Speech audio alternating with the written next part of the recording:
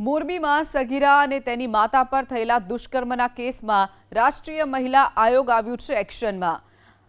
આરોપી મકાન માલિકે બાકી ભાડાનો લાભ લઈ અને લાંબા સમય સુધી મહિલા અને તેની સગીર દીકરી ઉપર દુષ્કર્મ આચર્યાનો આરોપ છે। ત્યારે આ મામલે રાષ્ટ્રીય મહિલા આયોગે રાજ્યના મુખ્ય સચિવ અને રાજ્ય પોલીસ વડા પાસે અહેવાલ માંગ્યો। રાષ્ટ્રીય મહિલા આયોગના જે અધ્યક્ષ છે વિજય રાહટકર તેમણે મુખ્ય સચિવ અને રાજ્ય પોલીસ વડાને પત્ર લખી તાત્કાલિક નિષ્પક્ષ અને સમય કાર્યવાહી સુનિશ્ચિત કરવાનો પણ નિર્દેશ કર્યો છે।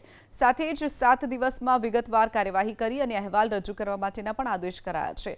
આયોગે એફઆઈઆરની જોગવાઈઓ બીએનએસ અને પોક્સો કાયદા હેઠળ કાર્યવાહી કરવા માટે પણ આરોપીને ધરપકડ કરી અને હાલની સ્થિતિ, તબીબી અને ફોરેન્સિક તપાસ, પીડિતો અને તેમના પરિવારોને આપવામાં આવતી કાનૂની સહાય, રક્ષણ, પુનર્વસન અને વળતર અંગે માહિતી માંગી છે।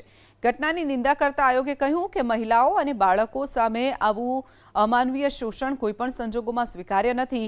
ગુનેગારો સામે કડક કાર્યવાહી સુનિશ્ચિત કરવી પડશે।